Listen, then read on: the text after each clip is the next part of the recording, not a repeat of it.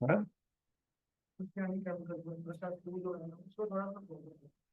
नहीं नहीं, ओशियानिक जो मैंने सवाल दिया तो होमवर्क के तौर पे, तो उसका आपको सोल्यूशन मिला नहीं अभी तक।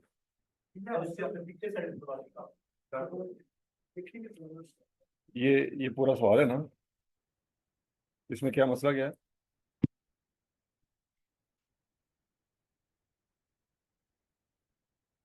बताएं।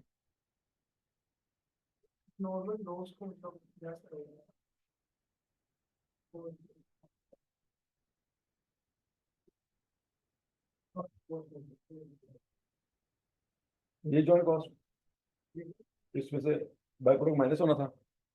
ठीक है, नॉर्मल लॉस की रिकवरी वैल्यू भी माइनस होनी थी, ऐसी है। नॉर्मल लॉस की रिकवरी वैल्यू सवाल में थी नहीं, वो माइनस हो ही नहीं सकती थी।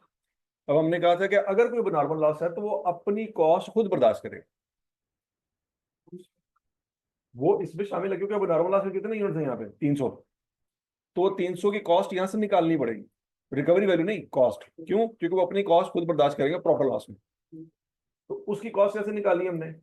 टोटल कितनी कॉस्ट है ये? 7116200 divide by input minus normal loss, या आउटपुट प्लस अब नॉर्मल लॉस। ये क्या है? आउटपुट है, और ये क्या है? अब नॉर्मल लॉस। उसको उस पर डिवाइड किया, पर यूनिट कॉस्ट आई।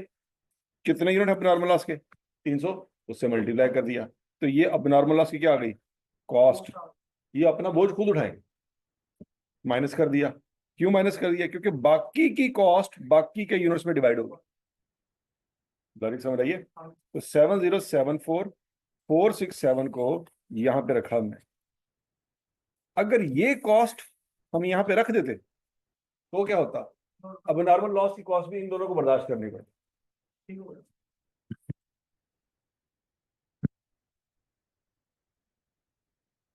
समझ आई बात? ये ओशियानिक केमिकल्स बड़ा इंपॉर्टेंट सवाल है, इसको अपने अच्छी तरह से करना।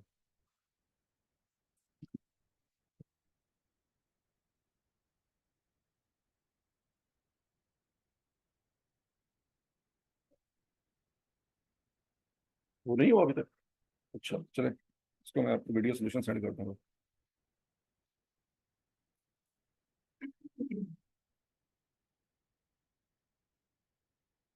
अच्छा जी बच्चों, आज हमारा कंसेप्ट है इक्विवेलेंट यूनिट्स का। कौन सा यूनिट्स का? Equivalent units. इसको समझते हैं अच्छी तरह से पहले। फर्ज करें बच्चों, एक बंदा है, वो प्रोडक्शन इस तरह से करता है कि पहला यूनिट 0 से लेकर 100% तक मुकम्मल करता है, तो फिर दूसरे यूनिट को हाथ डालता है। मतलब फॉर एग्जांपल एक बंदा है, उसने बेंच बनाना है, तो क्या करेगा? पहले एक बेंच के लिए लकड़ी काटेगा, एक बेंच के लिए लोहा काटेगा, एक बेंच के लिए सोफा फोम लगाएगा, कपड़ा काटेगा, सारा कुछ एक बेंच का बना के सारी स्ट्रक्चर फाइनल करके फिर उस पर पेंट करेगा। अभी यहाँ बेंच हो गया 100% मुकम्मल। अब दूसरे बेंच पे काम करेगा। दूसरे बेंच के लिए क्या करेगा? लकड़ी काटेगा, लोहा काटेगा, लोहे को मोल्ड करेगा, फिर वेल्ड करेगा, लकड़ी लगाएगा, फोम लगाएगा, फिर कपड़ा लगाएगा। सब कुछ लगाने के बाद वो फिर क्या कर देगा? पेंट कर देगा। फिर तीसरा बेंच शुरू करेगा। तो इस तरह से एक बंदे ने जनवरी के महीने में 50 यूनिट पे काम शुरू किया, मुकम्मल किया, शुरू किया, मुकम्मल किया। तो हर यूनिट कितने परसेंट मुकम्मल किया उसने? तो जनवरी के महीने में उसने कितने यूनिट बनाए? 50। यहां तक की बात में लगी? देख, दूसरा बंदा है, उसने क्या किया? 100 के 100 यूनिट इकट्ठे शुरू कर दिए। 100 के 100 यूनिट इकट्ठे शुरू कर लिया। हर बेंच मतलब उसने 100 बेंचों की लकड़ी काट ली, 100 बेंचों का लोहा काट लिया, 100 बेंचों का उसने फोम काट लिया। ठीक हो गया? 100 बेंचों का कपड़ा काट लिया, लेकिन वो जोड़ नहीं सका, बेंच नहीं बना सका। यहां तक की बात में लगी? तो दुनिया की नजर में उसने जनवरी के महीने में एक भी बेंच नहीं बनाया, क्योंकि दुनिया को बेंच नजर नहीं आ रहा। लेकिन वो कहता मैंने काम किया। उसने मेहनत की है कि नहीं की? क्या दुनिया ये कह सकती है कि ये चोर है, इसने कोई काम नहीं किया? क्या उसने मटेरियल लगाया कि नहीं लगाया? उसने लेबर लगाया, क्या उसने पूरा महीना जब काम किया होगा तो बिजली भी लगी होगी, तो खर्चा तो लगा है। लेकिन मसला ये है आउटपुट नजर, कोई एक भी बेंच नजर नहीं आ रहा। तो कहते यार तू इतना खर्चा पूरा महीना किया किधर गया? वो कहेगा यार मैं बड़ा काम किया। कहते काम तेरा नजर नहीं आ रहा, दुनिया को काम नजर नहीं आ रहा, लेकिन उसने काम किया। कॉस्ट अकाउंटिंग कहती है कि उसने काम किया। यार बात सुन लगी? कॉस्ट अकाउंटिंग कहती है कि उसने 100 यूनिट पे काम किया है, हर यूनिट पे 100% तो मुकम्मल नहीं कर सका, कितने परसेंट उसने काम किया। फर्ज करो जी उसने जनवरी के महीने में 60% काम किया है हर एक बेंच पे। दुनिया को तो नजर नहीं आ रहा, लेकिन कॉस्ट अकाउंटिंग देख रही है। ठीक है, कॉस्ट अकाउंटिंग किसी की मेहनत को वो है वो जाया नहीं करेगी, वो कहेगी यार ठीक है तुमने काम किया मान लो। तो वजह दुनिया की नजर में एक भी बेंच नहीं बना, लेकिन कॉस्ट अकाउंटिंग की नजर में 60 बेंचों के बराबर काम हुआ है। नजर तो कोई नहीं आ रहा, लेकिन 60 बेंचों के बराबर काम हो रहा है। यहां तक की बात समझ लगी? फरवरी में वही मिस्टर ए जो हर एक बेंच मुकम्मल करने के बाद दूसरा शुरू करता है, उसने दोबारा 50 बेंचों पे काम शुरू किया, वन बाय वन। और हर बेंच मुकम्मल करता था, दूसरे पे शुरू करता था, फिर दूसरे पे मुकम्मल करा, तीसरा शुरू करता था। तो उसने 50 बेंचों पे 100% काम मुकम्मल किया। तो फरवरी के महीने में उसने कितने यूनिट बनाए? 50 यूनिट बनाए। अब ये मिस्टर बी वही 100 बेंच लेके बैठा हुआ, जो पिछले महीने एक भी मुकम्मल नहीं कर सकता था, वही नामुकम्मल काम को इस वक्त वो करने की कोशिश कर रहा है। फर्ज करो बच्चों मिस्टर बी ने फरवरी के महीने में बाकी का 40% काम जो 100 बेंचों पे होना था उसने किया। तो क्या 100 बेंच मुकम्मल हो जाएंगे कि नहीं हो जाएंगे? हो जाएंगे। तो बच्चों फिर हम ये कह सकते हैं, अब दुनिया को कितने बेंच नजर आ रहे हैं फरवरी के महीने में मिस्टर बी के? 100 नजर आ रहे हैं। लेकिन कॉस्ट अकाउंटिंग आती है कि 100 बेंचेस ने फरवरी में नहीं बनाए। पॉइंट समझ आ गया कि नहीं आ गया? दुनिया को 100 बेंच नजर आ रहे हो क्या कि वाकई हुई इन्हें जनवरी च कख काम नहीं सी कीता, तो फरवरी के टका के काम किया। तो मिलेगी बात? दुनिया को नजर आ रहा है कि भाईजान 100 के 100 बेंचेस ने फरवरी में बनाए हैं, जबकि हकीकत ऐसी नहीं थी। फरवरी में इसने कम काम किया, जनवरी में ज्यादा किया था, फरवरी में कम किया है। तो फरवरी में उसने कॉस्ट अकाउंटिंग की नजर में कितने यूनिट बनाए हैं? 40। और जनवरी में कितने बनाए थे? 60। दुनिया को नजर आ रहा है जनवरी में एक भी यूनिट नहीं बना, और फरवरी में 100 के 100 यूनिट बने। पॉइंट समझ लग गया जी? तो ये बच्चों कंसेप्ट है इक्वल यूनिट्स का, कि वो यूनिट्स जो दुनिया को जाहिरी तौर पर नजर तो नहीं आ रहे, लेकिन कॉस्ट अकाउंटिंग मानती है कि इतने यूनिट्स के बराबर इसने काम किया। समझ लगी बात? बच्चों ऐसे ही बच्चे करते होते हैं। मतलब एक बच्चा है जो कहता है कि यार एक वक्त तो मैंने एक ही किताब पढ़नी है, वो मुकम्मल होगी तो दूसरी शुरू करूंगा। ठीक है जी? तो जनवरी और फरवरी का महीने लगा के उसने एक किताब मुकम्मल कर दी। मार्च में से दूसरी किताब शुरू कर दी, मार्च अप्रैल में उसने दूसरी किताब खत्म कर दी, फिर मई में उसने तीसरी किताब शुरू कर दी। मई और जून का महीना लगाया, तीसरी किताब ही खत्म कर ली। तो जून के एंड पे 3 किताबें उसकी मुकम्मल हो चुकी। एक दूसरा बच्चा है, वो पहले दिन से तीनों किताबें शुरू करके बैठा हुआ। तो क्या फरवरी में उसकी किताब कोई खत्म हो जाएगी? उसकी कोई किताब खत्म नहीं होगी। अब पहला बच्चा क्या कह रहा है? मेरी किताब हो गई है। दूसरा क्या कह रहा है? मेरी देख भी नहीं हुई। लेकिन इसका यह मतलब है कि दूसरा वेला नखट्टू है। बात में लगी? अच्छा जी, फिर मार्च अप्रैल का महीना भी गुजर गया। ये बच्चा कह रहा है मेरी 2 किताबें खत्म हो गई। वो कहता है यार मेरी देख भी नहीं हुई। ठीक हो गया? मई और जून में वो क्या कह रहा है? मेरी तीसरी भी खत्म हो गई है। वो कहता है मेरी तीनों खत्म हो गई। समझ लगी बात? तो ये कहेगा यार पहले 4 महीने तो सुता हुआ सी, आखिरी 2 महीने तो टका के मेहनत की थी, ऐ की था। बात समझ लगी? ऐसा नहीं हुआ। बेसिकली क्या हुआ है कि वो सारी किताबें पहले दिन से इकट्ठी लेके चल रहा था। दुनिया को नजर आ रहा था कि इसने कख नहीं किया, लेकिन छठे महीने में जाके पता लगा कि उसने सारी किताबें साथ साथ लेके चल रहा था। छठे महीने में उसकी सारी किताबें मुकम्मल हो।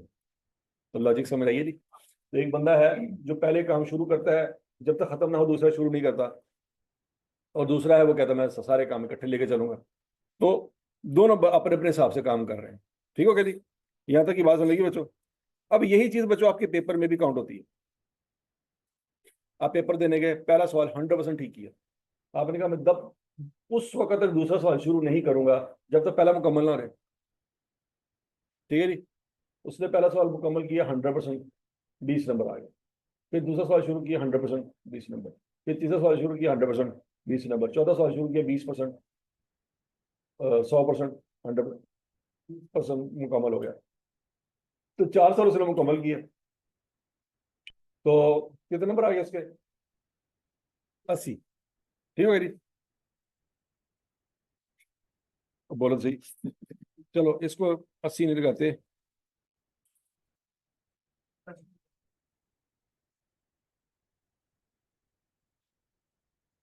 15, 15, 15, 15 कितने हो गए? 60 नंबर लिए उसने पेपर में से।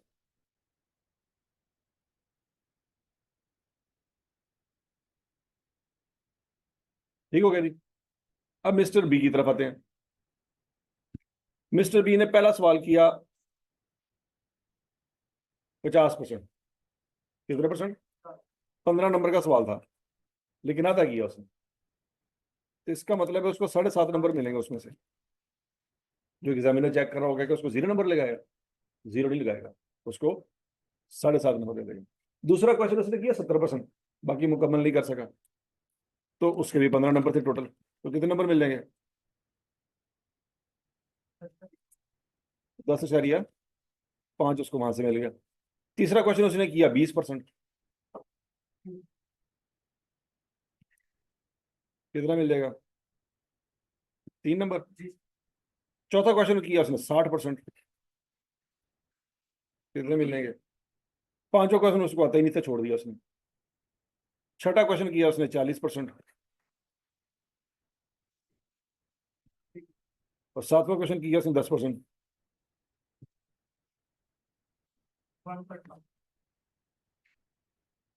1.5। तो उसके कितने नंबर बनते हैं टोटल?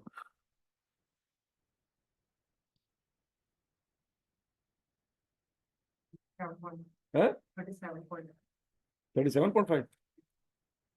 तो ये 80 कर लो, कितना आ जाएगा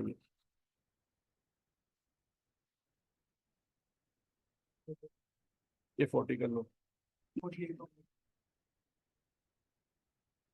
15,008 है। 12 और 15,004, 6। टोटल करो जरा।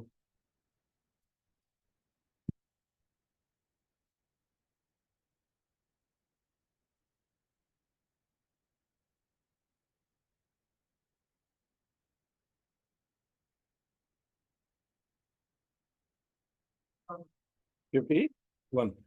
अब जरा दुनिया के एंगल से देखते हैं। इस बच्चे ने 4 साल मुकम्मल किए, 100% मुकम्मल। इसके कितने नंबर बन गए? 7। ठीक हो गया। इस बच्चे ने एक भी सवाल मुकम्मल नहीं किया, दुनिया की नजर में वो फेल है और ये पास है, क्योंकि उसने एक भी सवाल मुकम्मल। पेपर से बाहर निकला, इसने पूछा हाँ भी तेरे कितने सवाल कंप्लीट है, उन्होंने कहा मेरा एक भी नहीं है। ठीक हो गया। अच्छा। अच्छा, अगर एक और एंगल से सवाल पूछते हैं, वो कहता तू कितने सवाल अटेम्प्ट किए थे, तो ये क्या जवाब देगा? मैंने 7 सवाल अटेम्प्ट किए। और वो पूछेगा तूने कितने अटेम्प्ट किए, वो कहेगा मैं 4 किए थे। मैंने कहा दर बेटे मत तेरे, तू 4 सवाल करके हैं, मैं 8 कर गए हैं, 7 कर गए हैं, तो मेरी बात। वो कहेगा यार ये थे। चलो कोई नहीं, बेस्ट ऑफ लक। ये डिप्रेशन में चला गया, वो लुड़ियां डाल रहा है। समझ लगी कि मैंने ज्यादा सवाल अटेम्प्ट किए हैं, तूने कम अटेम्प्ट किए। लेकिन इसने कहा है कि मैं जब सवाल मुकम्मल हो जाता था ना, फिर दूसरे को हटा डालता था। उसने कहा नहीं, मैं तो टाइम देखता था कि भाई टाइम हो गया, सवाल दूं, मारो गोली, अगला सवाल शुरू करो। ठीक हो गया। तो कहता नहीं यार मैंने तो ऐसा नहीं किया, मुझे जो आता था मैंने 100% किया। समझ लगी बात? तो बच्चों, अगर यहाँ पे पहले कितना लिखा हुआ था 10, तो कितना आ रहा था आंसर? 1.5, टोटल कितना आता था?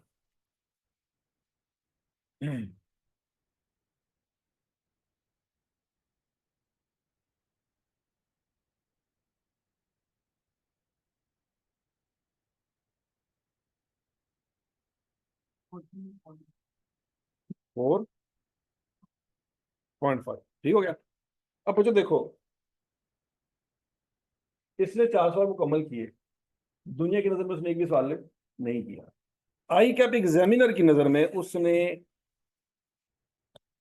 0.5, 0.7, 0.4, 0.6, 0.4, 0.1 टोटल करें जरा, क्या बनता है?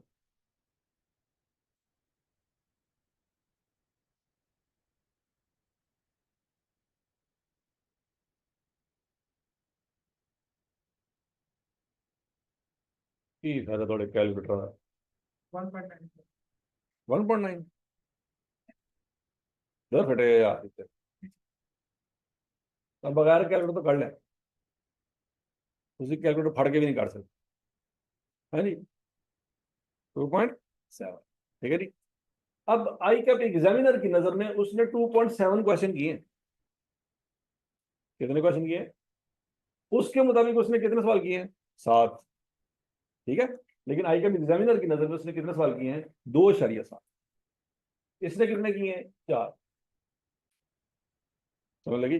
वो कह रहा है मैंने 7 अटेम्प्ट किए हैं, ये कह रहा है मैंने 4 अटेम्प्ट किए हैं। पेपर के बाद ये चला गया डिप्रेशन में, वो लुड़िया डाल रहा है।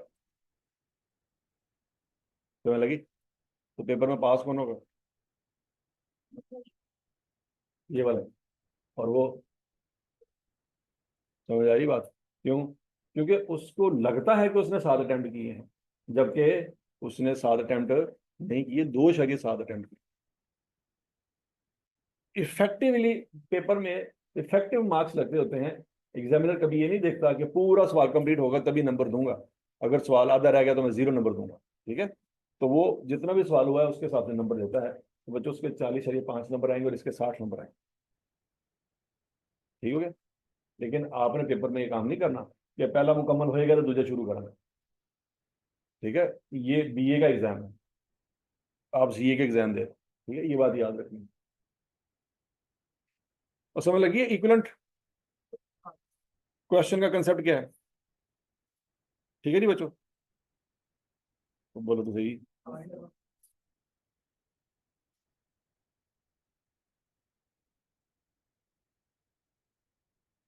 अच्छा बच्चों, फर्ज करो आपने 1000 यूनिट पे काम शुरू किया, वो पुरानी एग्जाम्पल है तो सारी याद होंगे ना।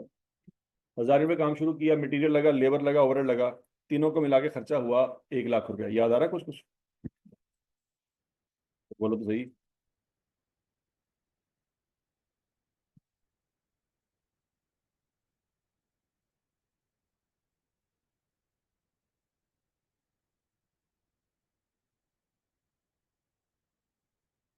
मटेरियल पे लगा 40, लेबर पे लगा 30, ओवरहेड पे लगा 30। अच्छा जी, 800 यूनिट मुकम्मल हो गए। 120 का नॉर्मल लॉस है, मार्केट में कोई रिकवरी वैल्यू नहीं है। 30 का अब नॉर्मल लॉस है। अगर यहां तक की बात होती तो हम आराम से कैलकुलेशन कर सकते थे जैसे हम पहले किया करते। लेकिन मसला ये है कि अभी कुछ यूनिट ऐसे हैं जो 50 के करीब यूनिट ऐसे हैं जो बचे हुए हैं, ना तो वो 0% पे है ना वो 100% पे है। तो क्या उसकी कॉस्ट पर यूनिट वही आएगी जो 800 यूनिट की है? वो मुकम्मल है लेकिन ये मुकम्मल नहीं है। तो 800 यूनिट की कॉस्ट पर यूनिट ज्यादा नहीं चाहिए, इन 50 यूनिट की कॉस्ट पर यूनिट कम होनी चाहिए, क्योंकि वो अभी मुकम्मल नहीं हो। समझ लगी? तो असल जो हमारा आज का मकसद है वो ये है कि इन 50 यूनिट की कॉस्ट कैसे निकलेगी, ये हमारा सवाल है।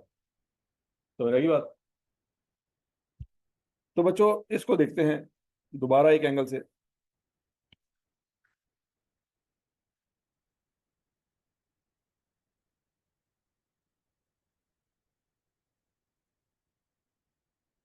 फर्ज करो बच्चों, वही दास्तान दोबारा चलती है कि 1000 यूनिट पे काम शुरू किया आपने, 50,000 का मटेरियल लगा, 30,000 का लेबर लगा, 20,000 का ओवरहेड लगा, टोटल खर्चा कितना हो गया? 1 लाख। 800 यूनिट 100% मुकम्मल है। 800 यूनिट 100% मुकम्मल है। नॉर्मल लॉस कोई नहीं, अब नॉर्मल लॉस कोई नहीं, सिंपल असम्पशन ले रहे हैं फिलहाल। और 200 यूनिट आपके पास क्लोजिंग स्टॉक में पड़े हुए हैं।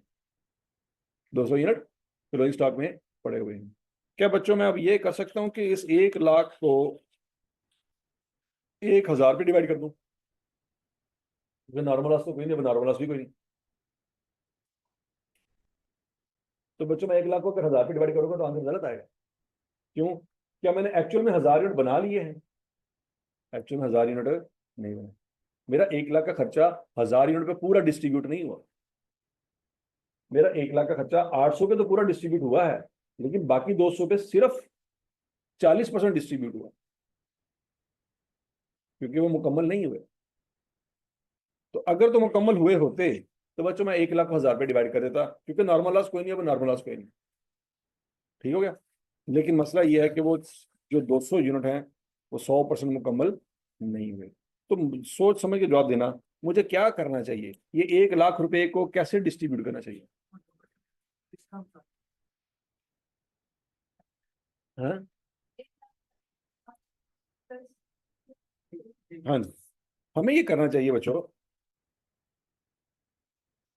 कि दुनिया की नजर में शायद ये एक भी यूनिट तैयार नहीं हुआ, क्योंकि मुकम्मल नहीं हुआ। दुनिया की नजर में 800 यूनिट तो मुकम्मल है, लेकिन 200 में से एक भी मुकम्मल नहीं है। हम कहेंगे कि 200 में से एक भी मुकम्मल नहीं है, लेकिन 200 यूनिट पे खर्चा हुआ है। बात में लगी है। अगर मैं 1 लाख को 800 पे डिवाइड कर दूं, क्योंकि दुनिया को नजर आ रहा है कि 800 यूनिट मुकम्मल है, तो ये बात भी गलत है। और अगर मैं 1 लाख को 1000 पे डिवाइड कर दूं, ये बात भी गलत है। यहां तक की बात में लगी। तो बच्चों फिर हमें क्या करना चाहिए? हम निकालेंगे कॉस्ट पर यूनिट। कैसे? 1 लाख डिवाइडेड बाय 800 प्लस 200 का 40%। यहां तक की बात में लगी। तो अच्छा, इस 1 लाख में क्या क्या चीजें शामिल है बच्चों? मटेरियल भी शामिल है, लेबर भी शामिल है, और ओवरहेड भी शामिल है। तो मेरी कॉस्ट पर यूनिट क्या आएगी? 113.64। अब इस 113.64 का मैं क्या करूं? इस 113.64 को मैं क्या करूं, जरा सोचने की बात है। ये किससे मल्टीप्लाई करूं? 800 से मल्टीप्लाई करूं? क्या आंसर आएगा? 909009, ऐसी है, ये आएगा। है पॉइंट 1। ओके। अब 200 यूनिट की कॉस्ट निकालनी है, तो क्या बच्चों इसी एक 113 को मैं 200 से मल्टीप्लाई कर दूं? ये 113, याद रखिएगा, ये जो 113 आपने निकाला ना, एक मुकम्मल यूनिट की कॉस्ट है, जो 100% मुकम्मल हो गया है। लेकिन 200 यूनिट 100% मुकम्मल नहीं है। जब 200 यूनिट की कॉस्ट निकालेंगे तो क्या करेंगे बच्चों? 200 इंटू 113.64 इंटू 40%। नहीं बात सुनेगी।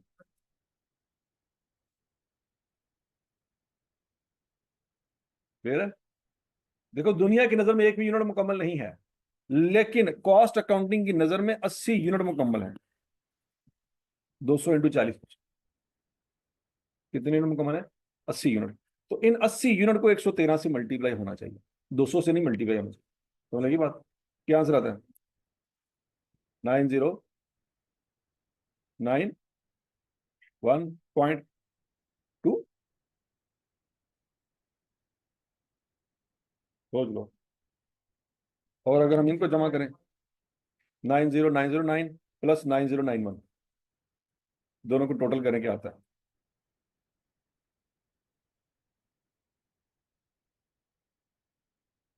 1 लाख, नहीं नहीं, 1 लाख बस। ऊपर मैंने क्या लिखा है? 90909 है। हाँ, उड़ा दिया। तो यहाँ तक की बात में लगी सबको?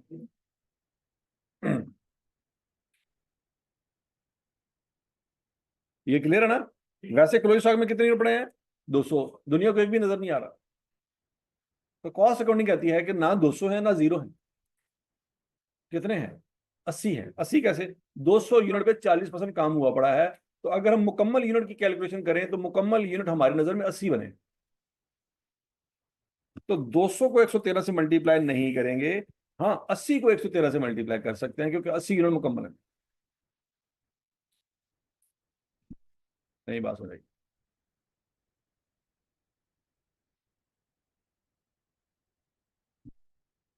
जैसे बच्चों, ये एग्जांपल है। ये नंबर कितने बने थे आपके? 40.5 बने थे ना? ये तो हमने हर यूनिट के ये हर एक क्वेश्चन के लिए नंबर नोट किए थे। अगर हम क्वेश्चन सारे टोटल करें तो बंदे 2.7 क्वेश्चन। इसको अगर 15 से मल्टीप्लाई करें तभी आएगा। हालांकि 15 नंबर एक कंप्लीट क्वेश्चन के नंबर है। मतलब एक क्वेश्चन 100% मुकम्मल करेंगे तो 15 नंबर आते हैं। ठीक हो गया ना? यहाँ पे कहीं पे भी 15 नंबर नहीं लिखे, ना मैंने यहाँ पे लिखे, ना यहाँ पे, ना यहाँ पे, ना यहाँ पे, ना यहाँ पे, ना यहाँ पे। टोटल नंबर कितने आए? 40 5। मैं कह रहा हूँ, इस बंदे ने कितने इफेक्टिवली सवाल मुकम्मल किए 2.7, उसको 100% मार्क से यानी कि 15 नंबर से मल्टीप्लाई करें तो वही आंसर आएगा। पॉइंट समझ लग गया? तो ये देखो, अब यहाँ पे 200 यूनिट है, दुनिया को एक भी नजर नहीं आ रहा। हमने कहना ना एक भी नहीं है, ना जीरो है, ना 200 है। 200 कितने परसेंट मुकम्मल है? 40। हम कहेंगे ये 80 है। कितने हैं? 80 को मल्टीप्लाई कर दो कंप्लीट यूनिट की कॉस्ट के साथ 113.6 के साथ, तो आंसर आ गया। ये ऐसे ही है बच्चों, जैसे आई का एग्जामिनर समझे कि 2.7 मुकम्मल है 100%, उसको 15 से मल्टीप्लाई कर, तब ये आंसर 40.5 आएगा। समझ लगी बात है?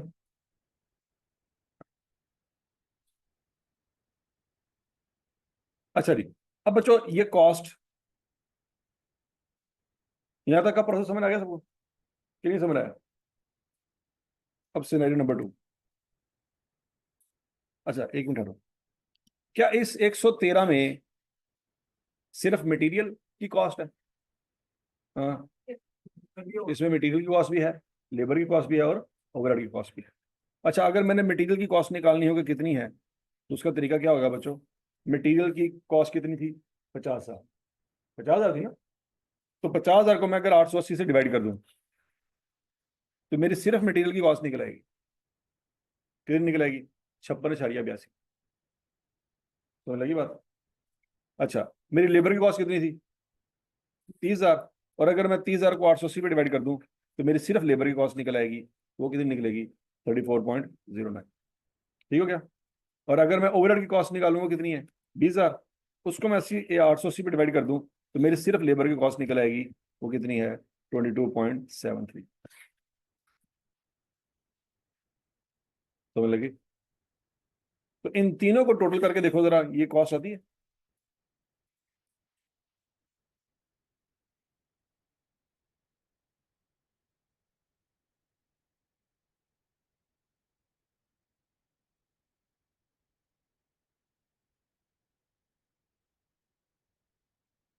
हाँ जी, आ गई। बच्चों ये टोटल कॉस्ट कितनी बनती है? हाँ जी, 1 लाख। तो क्या मैंने 1 लाख को 880 से 3 दफा डिवाइड किया? यहां पे तो मैंने 1 दफा डिवाइड किया। तो क्या मैंने 1 लाख को 880 से 3 दफा डिवाइड किया? पॉइंट समझ आ रहा है कि नहीं आ रहा? इन तीनों को टोटल करके 113 आता है। हालांकि ऊपर तो मैंने 1 लाख को 880 से सिर्फ 1 दफा डिवाइड किया, लेकिन यहाँ पे मैं 3 दफा डिवाइड कर रहा है। अलग अलग कर, यहाँ तक की बात में लगी बच्चों? ये लॉजिक समझ आ गई ना कि अलग अलग कॉस्ट निकालिए, उसको इकट्ठा करें तो 113 ही आएगा। मतलब अगर कोई पूछे इस 113 में मटेरियल का खर्चा कितना है, तो क्या जवाब देंगे? 56.82। इस 113 में लेबर का खर्चा कितना है? 34.09। इस 1,13,000 में ओवरहेड का खर्चा कितना है? 22.7। लॉजिकली समझ लगी बच्चों? सारी कॉस्ट इकट्ठी करके यूनिट्स पे डिवाइड कर दें। इससे पहले हम ये करते आए हैं। प्रोसेस अकाउंट के जितने भी सिनेरियो पढ़ाए थे, जितने भी हमने सवाल किए हैं, उसमें यही हुआ है कि टोटल कॉस्ट पकड़ी है, टोटल यूनिट्स पे डिवाइड कर दिया। ऐसे ही है, हमने अलग अलग कभी डिवाइड नहीं किया। लेकिन अब हो सकता है हमें अलग अलग डिवाइड करना पड़ जाए समझने के लिए, और फिर हम उन सबको इकट्ठा करें तो वही आंसर आएगा हमारा। हजम शुद्ध। Scenario number 2। बच्चों फर्ज करो 4,000 यूनिट पे काम शुरू हुआ। कितने यूनिट्स पे काम शुरू हुआ? 4,000 यूनिट्स। ध्यान से, 16,000 का मटेरियल लगा, 8,125 का लेबर लगा और 3,498 का ओवरहेड लगा। टोटल खर्चा कितना हो गया? टोटल खर्चा कितना हो गया? 27,623।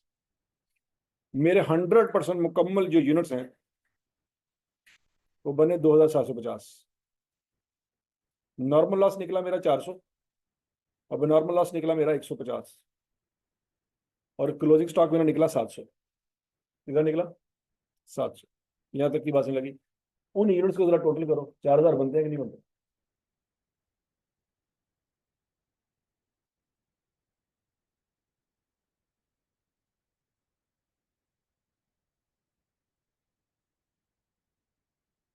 यूनिट पूरे बन गए। अच्छा, अब बच्चों अगला मसला ये है कि मेरे जो 700 यूनिट है ना, वो मटेरियल के लिहाज से 100% है, लेबर के लिहाज से 50% है, और ओवरहेड के लिहाज से 40% है। ऊपर मेरी assumption क्या थी?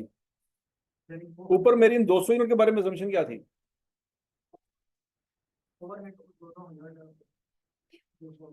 तो 40% लिखा हुआ है, उसमें मैंने बताया था कि मटेरियल कितने परसेंट है, लेबर कितने परसेंट, ओवरहेड कितने परसेंट है। उसमें फिर 40% क्या है? हैं? हाँ, हर चीज 40% है। जब लिखा गया ना 40%, कुछ नहीं बताया गया, तो हम क्या अज्यूम करेंगे? हर चीज, मटेरियल भी 40%, लेबर भी 40% और ओवरहेड भी 40%। यहां तक की बात में लगी क्लियर है? क्या ऐसा हो सकता है बच्चों, मटेरियल ज्यादा लगा हो, लेबर कम लगा हो और ओवरहेड उससे भी कम लगा हो सकता है कि नहीं हो सकता? हो सकता है। अच्छा, अब बच्चों हमारा जो इससे पहले वाला फार्मूला था वो यही था कि cost of goods manufactured divided by output plus अब नॉर्मल लॉस, याद आ रहा है? या इनपुट माइनस नॉर्मल लॉस, ये क्या करते थे ना। ठीक हो गया? तो बच्चों हमने वही करना है। लेकिन बच्चों सोच समझ के जवाब देना। अगर मैं तीनों कॉस्ट इकट्ठी करूं, 16,000, 8,125 और 3,498, तीनों मैंने इकट्ठी कर दी, और नॉर्मल लॉस की फर्क करो, कोई रिकवरी वैल्यू है?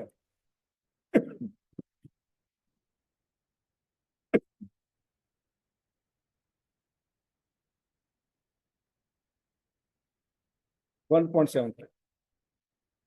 फर्ज करें नॉर्मल लॉस की जो रिकवरी वैल्यू है वो कितनी है? 1.75। तो 400 से मल्टीप्लाई किया, कितने आ गए? 700। तो आपको पता है वो कॉस्ट ऑफ गुड्स मैन्युफैक्चर में से हम क्या करते हैं? माइनस करते हैं। ठीक हो गया? अब मुझे बताओ, इसको डिवाइड करना है, डिवाइड किससे करें? ये जरा सोचो, कितने यूनिट से डिवाइड?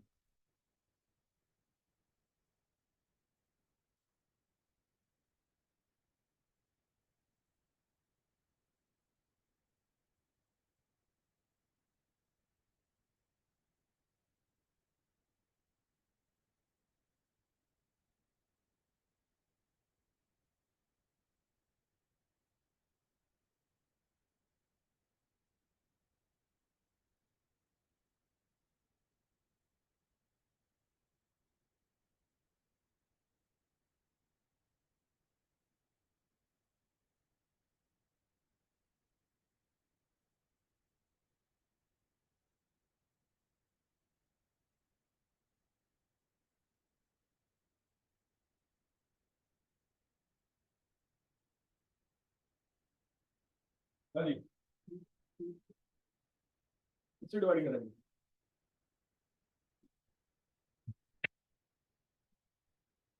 अलग अलग, ठीक है। अलग अलग से क्या मुराद है बच्चों? देखो, 2750 यूनिट 100% मुकम्मल है, 2750 आ जाएगा पूरा पूरा। नॉर्मल लॉस नहीं लेते होते, याद है? आउटपुट की बात कर रहा हूँ, ये आउटपुट है ना, ये क्या है? आउटपुट। तो आउटपुट जब ले रहे होते हैं तो अब नॉर्मल लॉस को क्या करते हैं? जमा करते हैं, और नॉर्मल लॉस को माइनस करते हैं। ऊपर करते कि नीचे? वो तो ऊपर करते हैं ना, वो तो कर दी।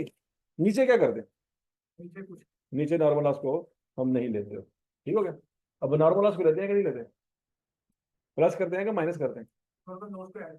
और अगर अब नॉर्मल गेन होता तो माइनस। तो बच्चों ये 2750 आपका आउटपुट हो गया, और 150 आपका क्या हो गया? अब नॉर्मल लॉस, ये दोनों को जमा कर दिया। अब क्लोजिंग स्टॉक में कितनी यूनिट है? 700। लेकिन मसला ये है कि 700 यूनिट हर लिहाज से सेम स्टेज पे नहीं है। मटेरियल के लिहाज से 100% है, लेबर के लिहाज से 50% है, और ओवरहेड के लिहाज से 40% है। बच्चों चूंकि हमने तीनों कॉस्ट ऊपर ले ली हैं, मटेरियल भी ले लिया, लेबर भी ले लिया, और ओवरहेड भी ले लिया, क्योंकि पहले यही लिया करते थे, तीनों को इकट्ठा किया करते थे, याद है ना? यहाँ पे देख लो, क्या ये 113 सही वैल्यू निकली थी कि गलत निकली थी? तो उसमें मटेरियल, लेबर, ओवरहेड तीनों इकट्ठे ऊपर थे कि नहीं थे? अलग अलग तो हमने किए, लेकिन इकट्ठे भी तो लिए। और हमने टैली किया कि हाँ ये दोनों आंसर मैच कर रहे हैं। तो यहाँ पे बच्चों हमने क्या किया, मटेरियल लेबर ओवरहेड तीनों ले लिए। अच्छा, अब 700 यूनिट मटेरियल के लिहाज से 100% है, तो 700 को 100% से मल्टीप्लाई कर दिए। फिर 700 यूनिट लेबर के लिहाज से 50% है, तो 700 को 50 से भी मल्टीप्लाई कर दिया। फिर 700 यूनिट ओवरहेड के लिहाज से 40% है, तो 700 को 40% से मल्टीप्लाई कर। तो लगी बात, आंसर निकला है। हाँ। हाँ।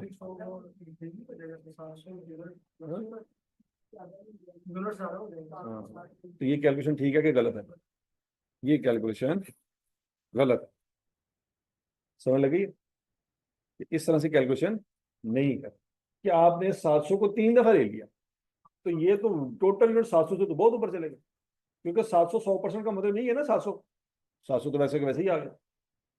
हमारे मुताबिक टोटल आंसर 700 से कम होना चाहिए, जबकि यहाँ पे टोटल आंसर 700 से बहुत ऊपर चला गया। ठीक है जी। तो अब बच्चों यहाँ पे याद रखना, जब आपके क्लोजिंग स्टॉक की मटेरियल लेबर ओवरहेड की स्टेज सेम नहीं होगी, तो फिर हम मटेरियल लेबर ओवरहेड की कॉस्ट को इकट्ठा नहीं करेंगे। लॉजिक समझ आ रही? तो बच्चों फिर करना क्या है, हम मटेरियल की कॉस्ट अलग निकालेंगे, लेबर की कॉस्ट अलग निकालेंगे, ओवरहेड की कॉस्ट अलग निकालेंगे। मटेरियल कॉस्ट कैसे निकालेंगे? 16,000 मटेरियल का खर्चा आया था। देखो जरा, मटेरियल खर्चा कितना आया था? 16,000 लिखा, लेकिन recovery value of normal loss भी तो माइनस करनी थी। करनी है कि नहीं करनी? ठीक हो गया। डिवाइडेड बाय 2750 पूरा, 150 पूरा, और 700 का 100%। 100% क्यों? क्योंकि मटेरियल के लिहाज से वो 100% था। तो आंसर निकलेगा, निकाले जरा।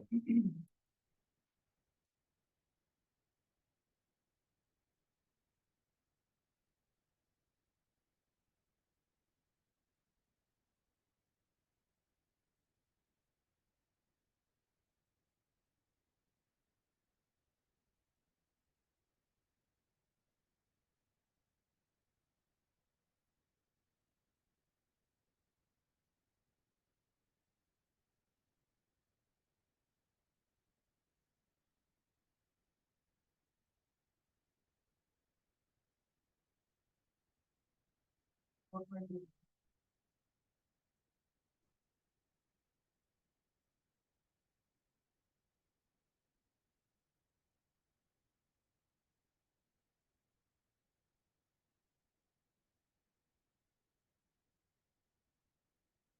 जी, हो गया जी। अच्छा, labour cost per unit, labour cost कितनी थी बच्चों? 8,125। उसको डिवाइड करेंगे किस पे? 2750 पे, प्लस 150, प्लस 700 का कितने परसेंट लेंगे? 50% लेंगे। यहां तक की बात में लगी? आंसर निकालें।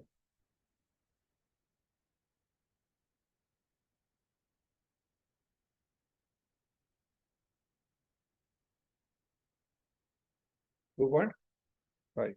बच्चों सवाल मेरा आपसे ये है कि मैंने यहाँ पे रिकवरी वैल्यू माइनस की है, यहाँ पे क्यों नहीं माइनस की? क्योंकि रिकवरी वैल्यू 3-3 दफा नहीं आ रही, रिकवरी वैल्यू एक दफा ही आ रही है। तो एक दफा ही माइनस होनी है, इसमें से कर लें या इसमें से कर लें या इसमें से कर लें, माइनस एक दफा ही होगी। तो हमने किस में से माइनस कर लिया? मटेरियल में से कर लिया, बस काफी।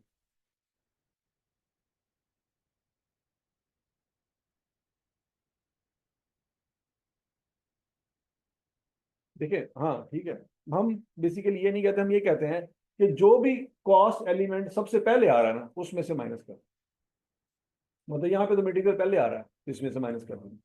समटाइम ऐसा होगा कि मटेरियल नहीं आएगा, कोई और चीज आएगी, तो फिर हम उसमें से माइनस करते हैं जो भी चीज पहले है। समझ लगी बात? क्लियर? हाँ, जो चीज भी आएगी जिसमें से माइनस होगा वो 100% होनी चाहिए। क्यों? रिकवरी वैल्यू आपको मिली है कबाड़िए से उस यूनिट की जो आपकी तरफ से 100% साइड पे हो गया। नहीं समझ रही?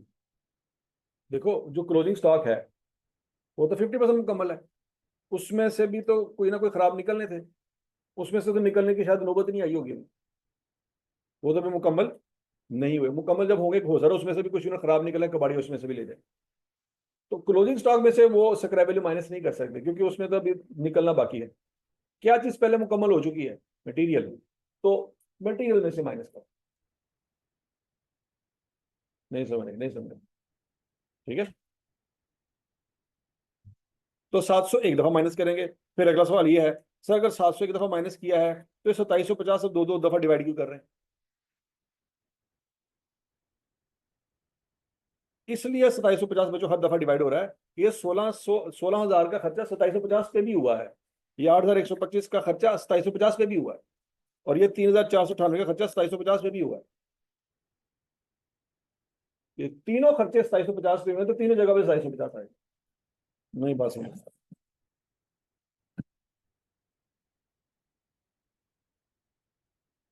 क्लियर है?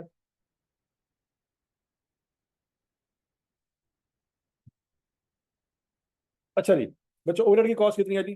3498। तो 3498 लिखेंगे, डिवाइडेड बाय 2750 जमा 150 जमा 700 का 40%।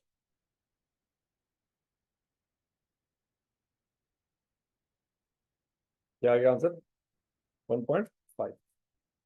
तो बच्चों इन तीनों को टोटल करेंगे। 1.5 के 1 तो मटेरियल आ रहा है 4.21।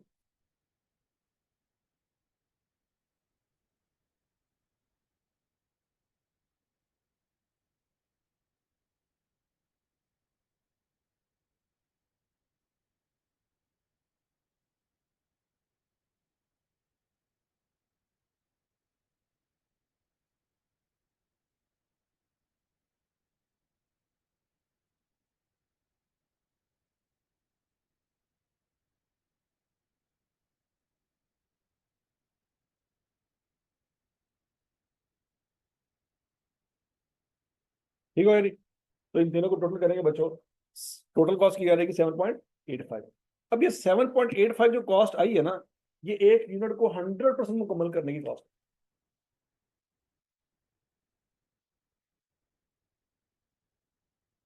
ये एक यूनिट को 100% मुकम्मल करने की कॉस्ट है। मतलब 7.85 को मैं आराम से 2750 से मल्टीप्लाई कर सकता हूँ, क्योंकि 100% मुकम्मल।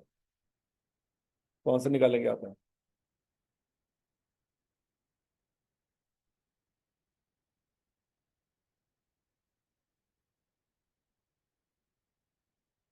21587.5।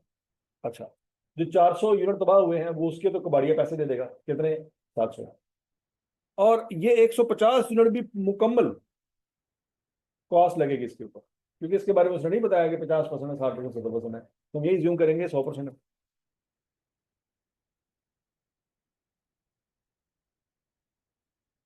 Double one double 7.5। क्या बच्चों इसी तरह से मैं 700 को भी मल्टीप्लाई कर सकता हूँ?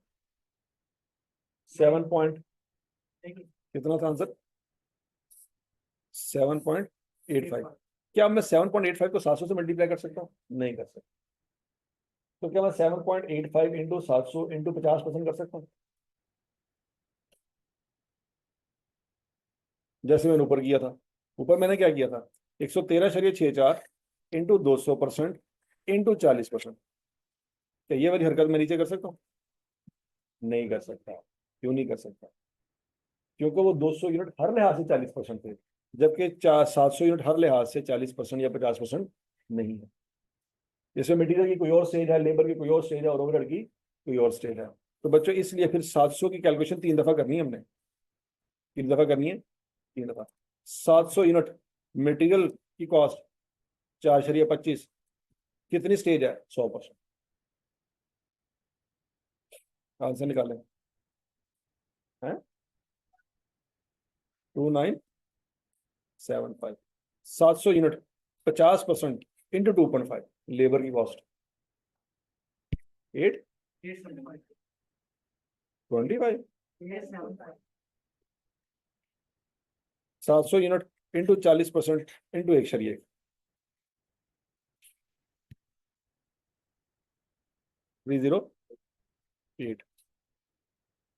टोटल कर लें।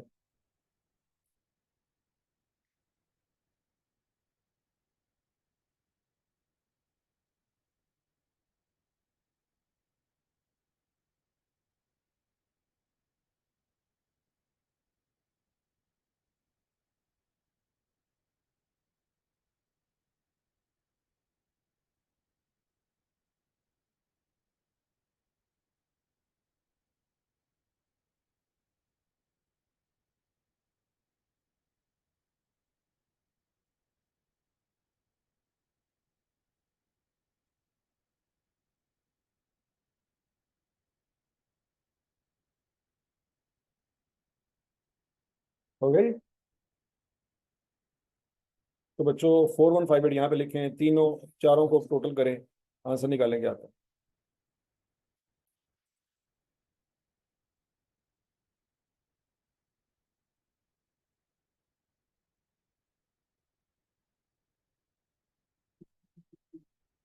27623।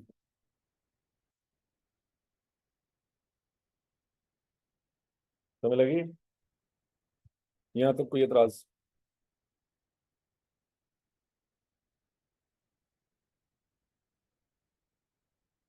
अच्छा जी, अगर क्लोजिंग स्टॉक हर लिहाज से, मटेरियल लेबर ओवरहेड के लिहाज से अगर 40% मुकम्मल है, तो बच्चों उस सूरत में हमारे लिए आसानी है, हम मटेरियल लेबर ओवरहेड को इकट्ठा कर सकते हैं क्योंकि तीनों की स्टेज सेम है। लेकिन अगर closing stock material labour overhead के लिहाज से डिफरेंट स्टेज पे है, तो फिर उस सूरत में हम मटेरियल लेबर ओवरहेड को इकट्ठा नहीं कर सकते। हमें मटेरियल की कॉस्ट अलहदा, लेबर की कॉस्ट अलहदा और ओवरहेड की कॉस्ट अलहदा निकालनी चाहिए। और अगर हम ऊपर वाले सिनेरियो में भी मटेरियल लेबर ओवरहेड की कॉस्ट अलग अलग निकाल लें, तो फिर भी लॉजिकली वो मैच कर जाएगा। पॉइंट समझ आ गया? क्या आप कहेंगे सर यहाँ पे इकट्ठी ही कर रहे हैं, अगर अलग अलग करते तो क्या होता, कर लें तो भी आंसर सेम आएगा। ठीक है, तो यहाँ पे हमें अलग अलग ही करनी पड़ेगी। क्यों? क्योंकि मटेरियल क्लोजिंग स्टॉक की स्टेज तीनों के लिहाज से सेम। ठीक है जी। रिकवरी वैल्यू नॉर्मल सिर्फ एक जगह पे माइनस बनी है, बार बार माइनस नहीं बनी। क्यों? क्योंकि वो एक दफा मिलनी है, तीन दफा नहीं मिली। ठीक हो गया? और ये बात सबको समझ आ गई है? इक्वल यूनिट समझ आ गया सबको? इसमें कोई इतराज है तो बता दें।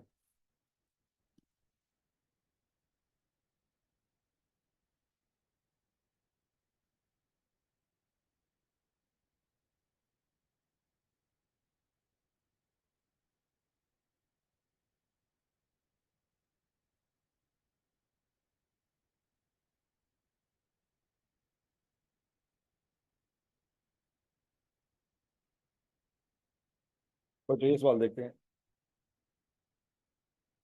Production data of ABC corporation for May 2019 is given below. कितने यूनिट हमने स्टार्ट किए बच्चों? 50,000। ये इनपुट है कि कितने यूनिट्स हमने प्रोसेस में एंटर किए। ठीक हो गया? कितने मुकम्मल होके आगे भेज दिए, मतलब ये फिनिश गुड्स में कन्वर्ट हो गया। ठीक है, ऊपर वाला क्या है? Raw material. नीचे वाली चीज क्या है? Finish goods. कितने आपके पास क्लोजिंग में पड़े हुए हैं? 12,000।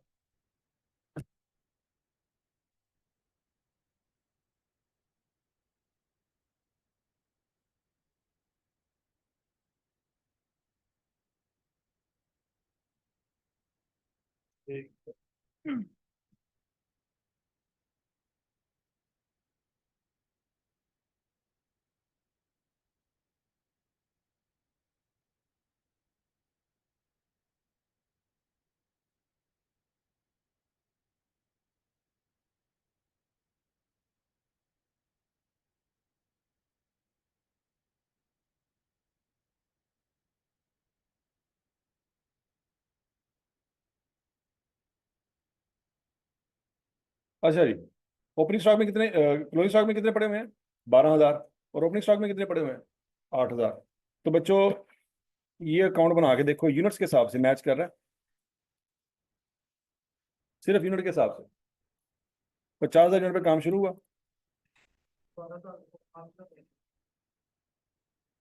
46,000 पे मुकम्मल हुआ।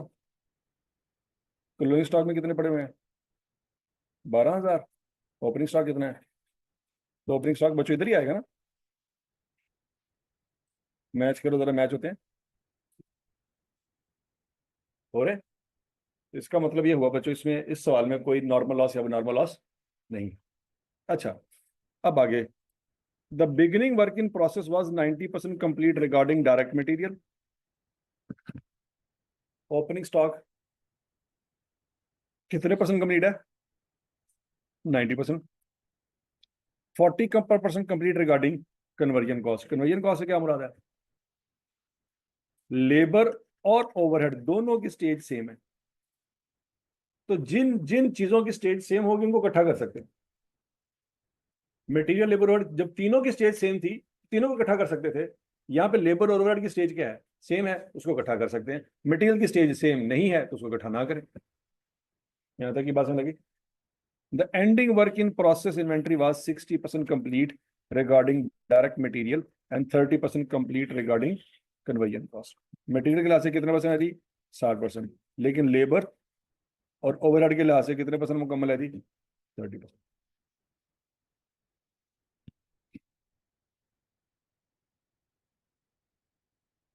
ठीक हो गया जी। अच्छा जी, कितना खर्चा ड्यूरिंग द पीरियड हुआ? 5 लाख रुपए लग गया मटेरियल पे और 2 लाख रुपए लग गया लेबर कन्वर्जन कॉस्ट पे। अच्छा, ओपनिंग वर्क इन प्रोसेस की कॉस्ट कितनी है? 80,000। जिसमें से वो कह रहा है कि 70,000 किस पे लग चुका है और 10,000 किस पे लग चुका है। जरा प्रोसेस अकाउंट कंप्लीट करें शाबाश। जो जो आपको डाटा मिल रहा है ना उसको तो पहले लिखे मैं।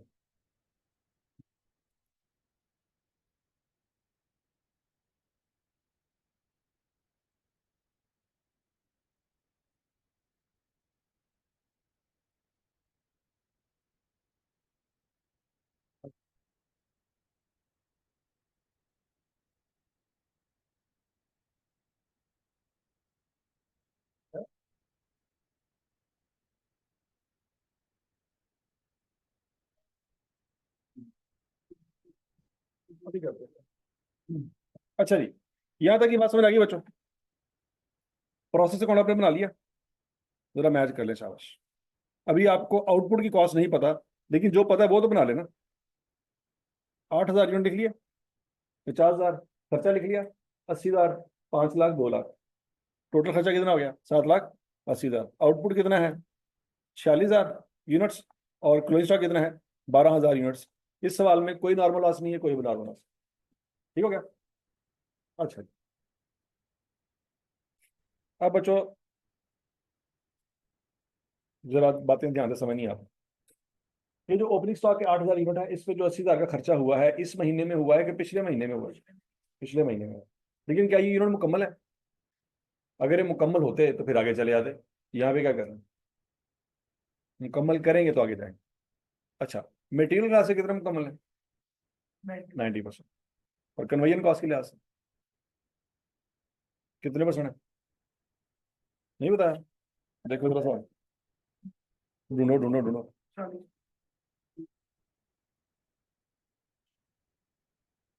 कितने परसेंट है जी? 40%। इसका मतलब ये हुआ बच्चों, इन 8,000 यूनिट पे मजीद कितना मटेरियल लगेगा कि ये मुकम्मल हो जाएगा? 10%। तो 10% मटेरियल यहां से लगेगा ना, क्योंकि ये मटेरियल मजीद डाला हमने। मेरी बात समझ आ रही है? अच्छा, इन 8,000 यूनिट पे कितनी कन्वर्जन कॉस्ट मजीद लगेगी? 60%। तो 60% यहां से निकल के लगेगी, 100% नहीं लगेगी। कितने परसेंट लगेगी? क्योंकि पहले लग चुकी है, मजीद 60% लगेगी, तो ये 8,000 यूनिट 100% मुकम्मल हो जाएंगे और आगे चले जाएंगे। पॉइंट समझ आ गया?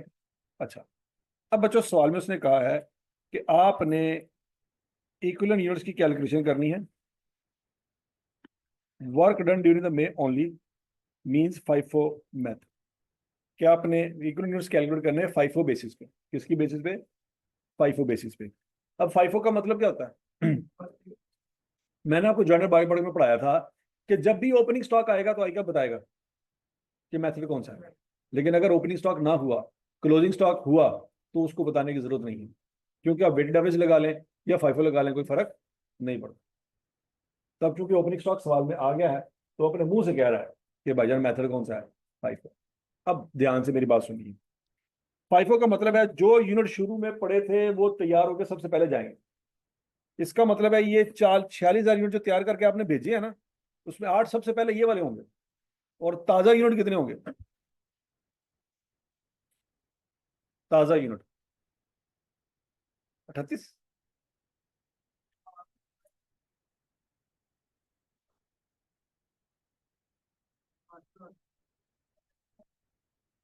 है ना? हाँ जी। तो ताजा यूनिट जो मुकम्मल होकर आगे गए वो 38,000 है। पॉइंट समझ आ गया? अच्छा, फिर ये 12,000 ये भी ताजा यूनिट है। ताजा यूनिट से क्या मुराद है? इस 50,000 में से 38 यहाँ पे पड़े हुए हैं और 12 ये पड़े हुए हैं। नहीं बात समझेगी? 8,000 यूनिट उन 46 में शामिल है। 50,000 यूनिट की क्या बाइफर्केशन है? उन 46 में 50,000 वाले कितने हैं? 38,000। और बाकी क्लोजिंग स्टॉक के तौर पर बचे हैं, क्योंकि फाइफो में जो क्लोजिंग स्टॉक होता है वो ताजा माल में से बचता है, पुराना माल सारा निकल चुका होता है। यही पॉइंट है ना? अच्छा, अब बच्चों हमने कैलकुलेशन करनी है स्टेज आप इक्विवेलेंट यूनिट्स कैलकुलेट करनी। क्या बच्चों आपको लगता है कि इस महीने में वाकई हमने 58,000 यूनिट बनाए हैं? नहीं। तो क्या 46,000 बनाए हैं? नहीं, ये बात भी गलत है। 58 नहीं बनाए तो 46 भी नहीं बनाए, तो फिर कितने बनाए हैं? अलग अलग बात करते हैं। अलग अलग बात बच्चों इसलिए करते हैं क्योंकि मटेरियल और कन्वर्जन के लिहाज से सेम सेम स्टेज नहीं है। अगर सेम स्टेज होती तो सारा कुछ इकट्ठा ही कर लेते। अब सबसे पहला पॉइंट सोच समझ के जवाब देना बच्चों। क्या इन 8,000 यूनिट पे भी इस महीने में मटेरियल लगा कि नहीं लगा? तो इसका मतलब है इस महीने में 8,000 यूनिट पे भी काम हुआ,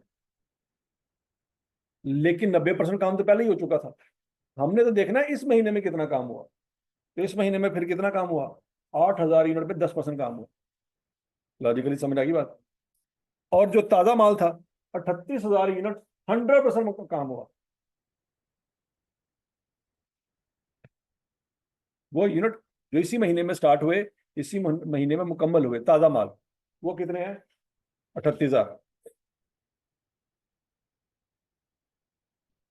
हाँ, उठने का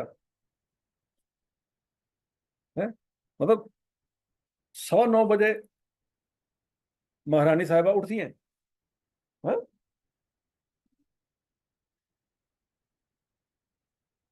इनकेस अगर मैं कभी लेट हो जाऊं तो फिर मैं लेट पक्की हो जाऊं।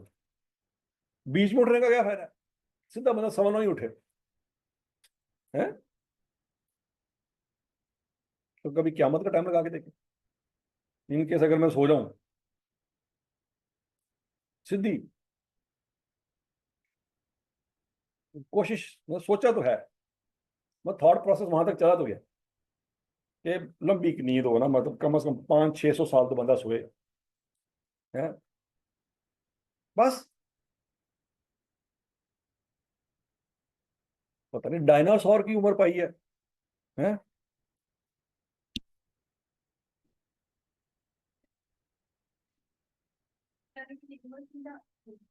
क्या होगी? और नींद तो चाहिए होगी ना? नहीं नहीं नहीं, दोबारा उठाया जाएगा। परमानेंट थोड़ी होगी वो, तो उठाया जाएगा दोबारा। यानी बीबी जी उठे, आपने ये काम भी नहीं किया, ये भी नहीं किया, ये भी नहीं किया, ये भी नहीं किया, ना कपड़े धोते, ना रोटी खाधी, ना भांडे धोते, ना घर साफ किया, ना स्कूल का काम किया, ना घर का काम किया है। इसका हिसाब किसने देना? छोटों को मारती रही हो है, बड़ों की हर तलफी की है, तो वो सारे हिसाब किसने देने? कुछ भी नहीं किया, छोटे हैं ही नहीं। हाँ, उनसे पूछेंगे ना, आपसे क्यों पूछेंगे? वो तो ना को पूछेंगे हाँ भी किन्ने तंग सी तुझे देखो, वो बताएंगे।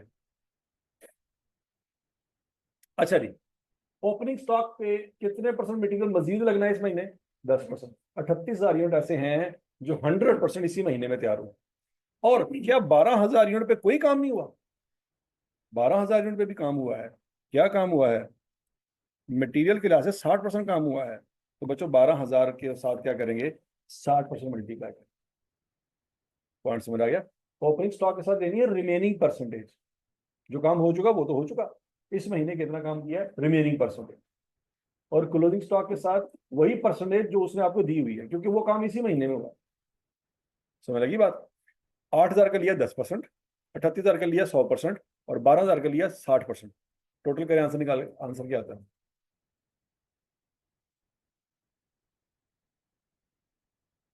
क्या आंसर आता है? 46,000 यूनिट्स।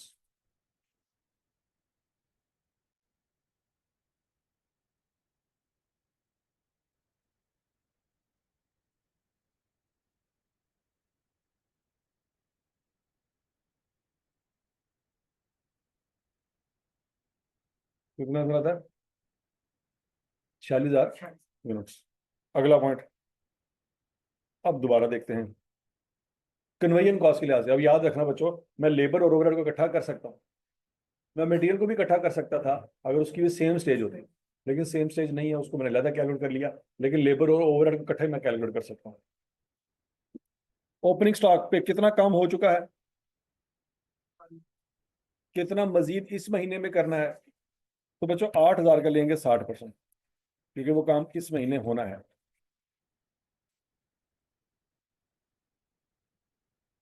ठीक हो गया। कितने ऐसे यूनिट हैं जो फ्रेश तैयार हुए, 38,000 का 100% ले लें या 100% ना लिखें, फर्क नहीं पड़ता। नहीं समझ लगी? 100% से मल्टीप्लाई कर लें या ना करें। अगला पॉइंट, क्या क्लोजिंग स्टॉक पे भी काम हुआ है? यस, 12,000 यूनिट थे, कितना काम हुआ है? 30% काम हुआ है। तो क्या आंसर आएगा?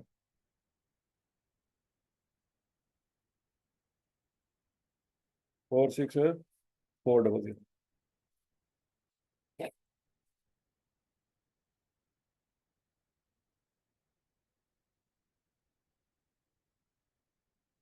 तो लगी बात। बच्चों हम ये कह सकते हैं कि 46,000 यूनिट मटेरियल के लिहाज से 100% मुकम्मल है। ये ऐसे ही जैसे आई कैप का एग्जामिनर कहे कि 2.7 क्वेश्चन आपने 100% मुकम्मल किए। हालांकि 2.7 तो नहीं किए, 7 किए थे, लेकिन आई कैप कह रहा नहीं 2.7 100% मुकम्मल। तो वही पॉइंट हमारा यहाँ पे है कि 46,000 यूनिट 100% मुकम्मल है, और 46,400 यूनिट कन्वर्जन कॉस्ट के लिहाज से 100% मुकम्मल है। यहाँ तक की बात नहीं लगी। अब अगला पॉइंट, हमने निकालनी है पर यूनिट कॉस्ट। क्या निकालनी है? Per unit cost. फाइफो के मुताबिक, फाइफो के मुताबिक जब हम पर यूनिट कॉस्ट निकालते हैं तो ओपनिंग स्टॉक की कॉस्ट नहीं लेते होते हैं। जो करंट आपने महीने में कॉस्ट लगाई सिर्फ वो लेते होते हैं। याद आ रहा है कुछ कुछ? वेटेड एवरेज में ओपनिंग स्टॉक की कॉस्ट भी लेते होते हैं। नहीं समझ आया? वेटेड एवरेज का फार्मूला क्या था? ओपनिंग स्टॉक की amount plus cost of goods manufactured divided by opening stock की क्वांटिटी प्लस यूनिट्स मैन्युफैक्चर्ड। याद आ रहा है कुछ कुछ? ठीक हो गया। तो बच्चों फाइफो मेथड में जब आप कॉस्ट पर यूनिट निकालेंगे तो आपने वो वाली कॉस्ट लेनी है जो इस महीने लगाई थी। तो वो कौन सी लगाई थी? 5 लाख। क्या 80,000 की कॉस्ट इस महीने लगाई थी? क्या 80,000 की कॉस्ट इस महीने लगाई थी? नहीं लगाई थी, तो वो नहीं लेंगे। कौन सी कॉस्ट आपने इस महीने लगाई है ताजा? 5 लाख। तो बच्चों फिर 5 लाख आपकी कॉस्ट है, उसको डिवाइड करेंगे किस पे? 46,000 यूनिट। अब यहाँ पे आपके दिमाग में सवाल होना चाहिए। ये यहाँ पे आपके दिमाग में सवाल होना चाहिए। सोचो।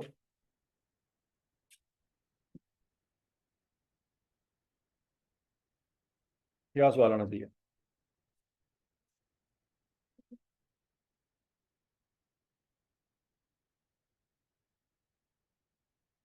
आज क्लास है पीआरसी की? इस क्लास में? अच्छा अच्छा।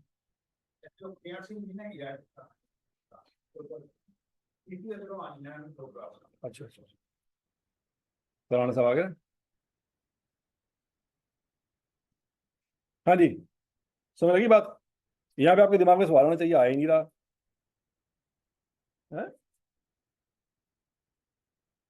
हाँ हाँ। कि सर जी फाइफो में आप कहते हैं कि कॉस्ट पर यूनिट निकलेगी cost of goods manufacture divided by unit manufacture. अगर ओपनिंग स्टॉक की वैल्यू ऊपर नहीं ले रहे तो ओपनिंग स्टॉक के यूनिट नीचे भी तो नहीं लेते। कॉस्ट ऑफ गुड्स में उसमें फाइफो में अगर ओपनिंग स्टॉक की वैल्यू ऊपर नहीं लेते तो ओपनिंग स्टॉक के यूनिट नीचे नहीं लेते, वेटेड एवरेज में लेते होते हैं। तो फिर जब आप यहाँ पे 5 लाख को 46,000 पे डिवाइड कर रहे हैं तो इन 46,000 में तो ओपनिंग स्टॉक है कि नहीं है?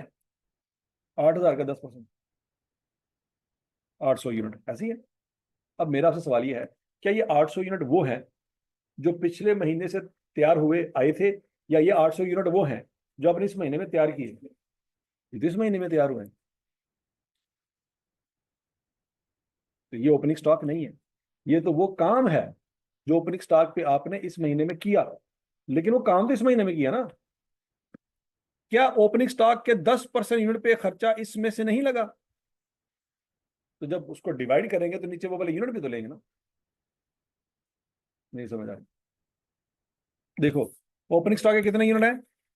8,000, जो जाहिरी तौर पे नजर आ रहे हैं, लेकिन हकीकत में 7,200 पिछले महीने में तैयार हुए थे, 800 तो इस महीने में तैयार हुए हैं। तो ये 800 इफेक्टिवली हम ओपनिंग स्टॉक के यूनिट नहीं कह सकते। ये तो आपने ताजा बनाए हैं इस महीने में। नहीं समझ आई? ये 90% है और ये 10% है। अब इफेक्टिवली आप नहीं कह सकते कि 800 यूनिट ओपनिंग स्टॉक है, क्योंकि ये तो आपने इस महीने में बनाए हैं। ओपनिंग स्टॉक के असल यूनिट जो पीछे से तैयार हो गया थे वो कितने थे? तो 7,200। नहीं समझ आ रही बात? तो वो जो 5 लाख को डिवाइड करेंगे 46,000 पे, आंसर आ जाएगा 10.8696। करके देख लो।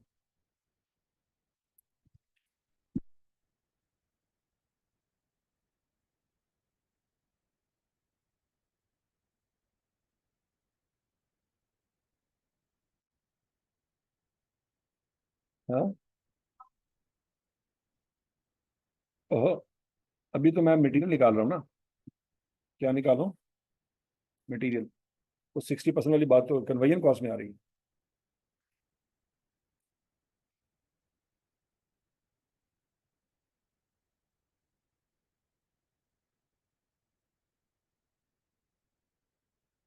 यहाँ तक की बात में लगी बच्चों। अब कन्वेयन कॉस्ट अगर निकालनी है, तो कन्वेयन कॉस्ट में बच्चों क्या वो कॉस्ट लेंगे जो पिछले महीने लगी थी? नहीं, सिर्फ वो कॉस्ट लेंगे जो इस महीने में लगाई है। कितनी? 2 लाख। 2 लाख को डिवाइड करेंगे किस पे? 46,400 पे।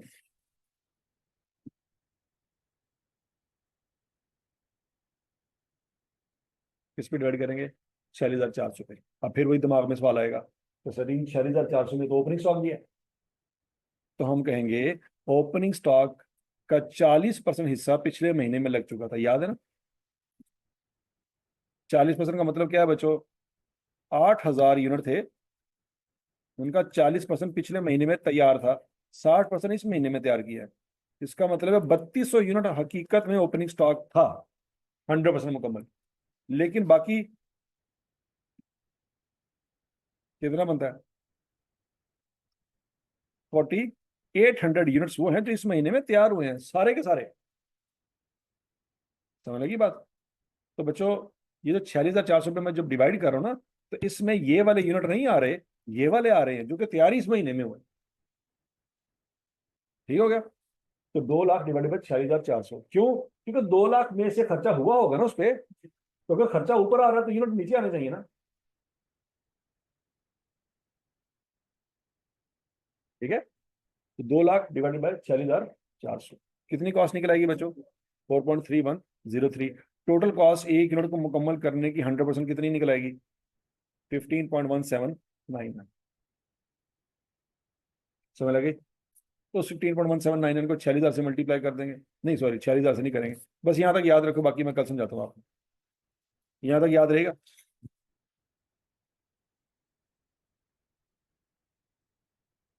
एक क्वेश्चन था एबीसी कारपोरेशन, आपकी बुक में सवाल है जी, क्वेश्चन नंबर 3। क्वेश्चन नंबर 3 किसका? अभी देख लेते हैं।